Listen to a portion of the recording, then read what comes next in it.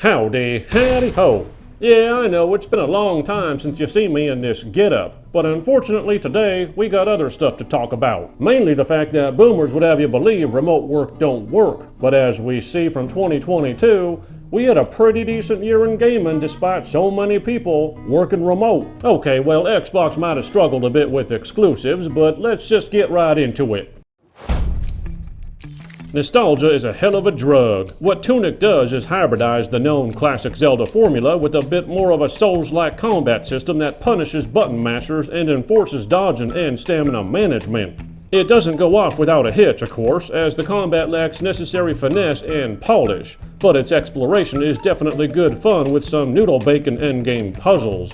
Also, if you have a good sound system, turn it up. The sound design is, surprisingly, top-notch. Despite the absolutely horrible and farcical controversy Helena Taylor attempted to create, Bayonetta 3 came in with a fresh roller coaster ride. In fact, it's one of those roller coaster rides that's too hard to explain in words, and no fun if you just watch someone else do it. Sure, its core foundations are seriously outdated, but effort is always welcome when they did pretty much all they could do with it. Perhaps too much effort, as the Switch basically struggled the whole way through, but the insanity isn't one to be missed for any Bayonetta fans. Period. Okay, so Sony definitely might be overdoing the pretty cinematic third-person action-adventure thing. Yet Horizon Forbidden West still manages exhilarating combat akin to Monster Hunter, albeit close-range combat is far less polished, and puts it in a beautifully crafted world worth exploring right down to its characters and their shockingly detailed close-ups. Of course, it suffers a bit from being cross-gen and also from Sony overdoing dialogue where your character just doesn't know when to shut up. But it nonetheless pulled me into its world a second time, and I look forward to the upcoming expansions.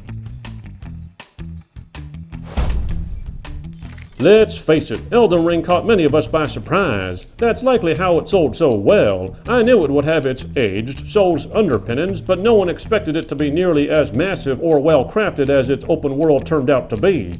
It required me to do just one thing: persist. As long as you kept playing, you'd always find something new, you'd always progress, and it felt like it just kept going the more you kept going. Unfortunately, its biggest issues are its obviously last-gen appearances and feel, which includes a rather unstable performance mode frame rate. But somehow that didn't, nay couldn't, stop me from pressing on.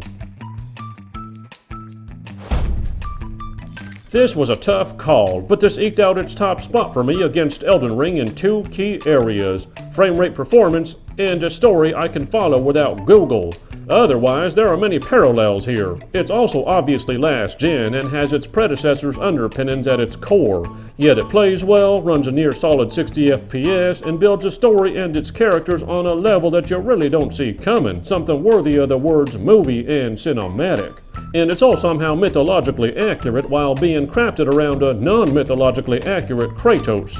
Bravo indeed. Bravo. And that's that. 22 comes to a close. Sony surprisingly came out swinging despite giving little reason to specifically buy a PS5. What 2023 brings, however, might be a tad spicier. If Zelda comes out like it's supposed to, next year might be Nintendo's year. I mean, who's gonna go up against Zelda? Spider-Man? I'll see you next time on the Gaming 5.